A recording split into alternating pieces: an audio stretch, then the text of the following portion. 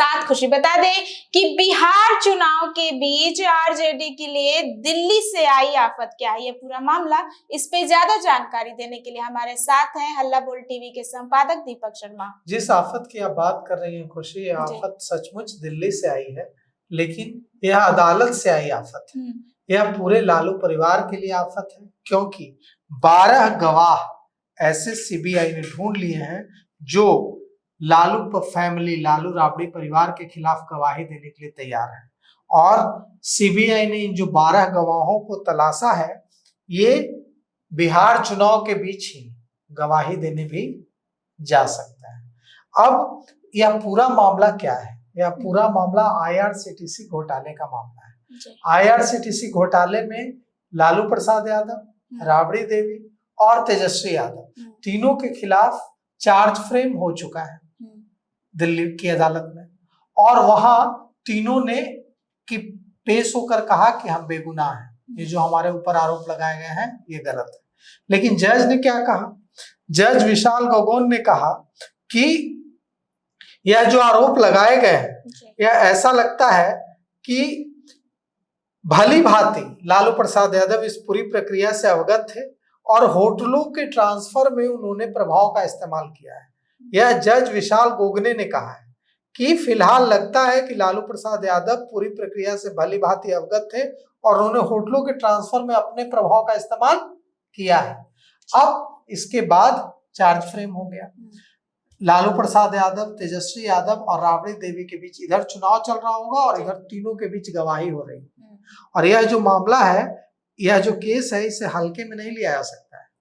इस केस में अगर सजा, लालू प्रसाद यादव तो पहले से सजा याफ्ता है, अगर तेजस्वी यादव को सजा हो गई तो उनका मुख्यमंत्री बनने का सपना तो चकनाचूर हो जाएगा। और आप समझिए कि यह जो पूरा मामला है वो ये है कि इस मामले में 27 अक्टूबर को अब सुनवाई होगी, इसी महीने 27 अक्टूबर को जब सुनवाई होगी, कुछ गवाह पेश हो सकता है जी। गवाही शुरू हो सकती है और सीबीआई ने 12 गवाह तलाश लिए हैं।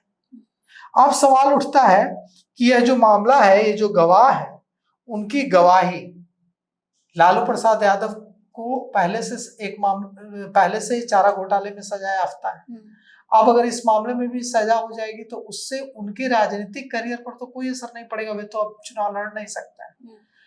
लेकिन तेजस्वी यादव अगर इस मामले में सजा याफ्ता हो गए तो उनका तो राजनीतिक करियर पूरी तरह से बर्बाद हो जाएगा।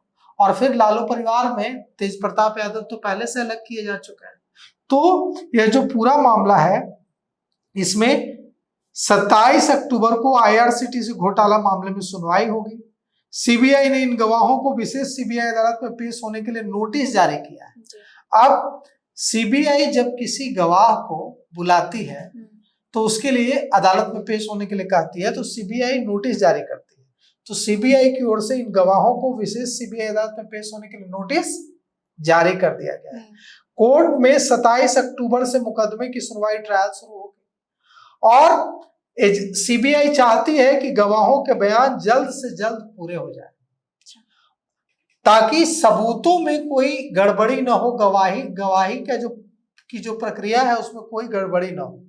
और गवाहों की जीरक पूरी होने के बाद सीबीआई अपने आरोपों को मजबूत करने के लिए प्रोसिक्यूशन जो है आगे बढ़ाएगी। अब आप समझिए कि इस मामले में इसी महीने की शुरुआत में विशेष सीबीआई अदालत ने पूर्व रेल मंत्री लालू प्रसाद यादव, पूर्व मुख्यमंत्री राबड़ी देवी और बिहार विधानसभा में नेता प्रतिपक्ष तेजस्वी यादव को आईआरसीटीसी घोटाले में उनके खिलाफ आरोप तय कर दिया। मतलब चार्ज फ्रेम हो गया।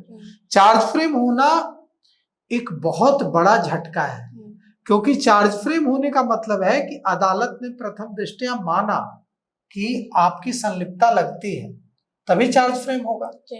और जब चार्ज फ्रेम होगा मतलब वो ट्रायल शुरू होगा, बहस शुरू होगी, गवाही शुरू होगी, और यह सब कुछ तब होता रहेगा जब बिहार में चुनाव होगा।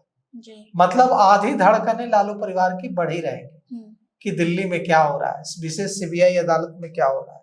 यह जो मामला है उसमें कोर्ट ने लालू यादव के खिलाफ भ्रष्टाचार निवारण अधिनियम की संबंधित धाराओं के तहत आपराधिक साजिश, धोखाधड़ी और अन्य अपराधों के लिए आरोप तय किए।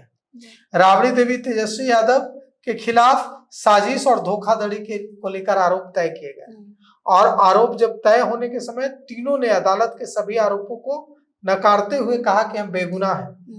अब क्या होगा इस मामले? सर, तेजस्वी यादव का कहीं ना कहीं ये भी कहना था कि उनपे जो है राजनीतिक खेल खेला जा रहा है। बिल्कुल, यह है उनका आरोप लगातार यह है कि उनको डराने की कोशिश की जा रही है और जनसुराज आप ये कह रहे हैं कि डराने की कोशिश की जा रही है, तेजस्वी यादव कह रहा है। जनसुराज के एक बड़े नेता ने हल्ला बोल टीवी के साथ परसों बातचीत में कहा कि डराने की कोशिश नहीं की जा रही है, तेजस्वी यादव डर गए हैं। और तेजस्वी यादव जेल जाने और चुनाव लड़ने के बीच उनको चुनना था कि वे जेल जाना स्वीकार करेंगे कि मजबूती से चुनाव लड़ना स्वीकार करेंगे। तो उन्होंने जेल से बचने के लिए चुनाव मजबूती से लड़ना छोड़ दिया, वे डर गए, उन्होंने सरेंडर कर दिया है सीबीआई के डर से। और जनसुराज ने आरोप लगाया कि देखिए अभी तक तेजस्वी यादव ने चुनाव प्रचार शुरू नहीं किया है, वे पूरी ताकत से चुनाव ही नहीं लड़ रहा, उन्होंने सरेंडर कर दिया है डर से। और यही कारण है कि महागठबंधन टूटकर बिखर गया है, यही कारण है कि तेजस्वी यादव ने अभी तक चुनाव प्रचार शुरू नहीं किया है, क्योंकि उन्हें लगता है कि अगर वे मजबूती से चुनाव लड़ेंगे तो उन्हें सरकार जेल भेज देगी। क्योंकि उन्होंने जनसुराज के नाम भी बताते हैं, जनसुराज नेता सरवर अली ने मुझसे खास बातचीत में 2 दिन पहले कहा कि तेजस्वी यादव बुरी तरह डर गए हैं, उन्हें लग रहा है कि अगर वे बिहार में मजबूती से चुनाव लड़ेंगे तो उन्हें जेल भेज दिया जाएगा। इस डर से उन्होंने सरेंडर कर दिया और इसीलिए वे अभी तक अपने चुनाव प्रचार की शुरुआत में उन्होंने नहीं की। अब देखिए जनसुराज कह रहा है कि हम ही हैं जो एनडीए से लोहा ले सकता है, क्योंकि हम ईमानदार हैं, हमें किसी बात का डर नहीं है।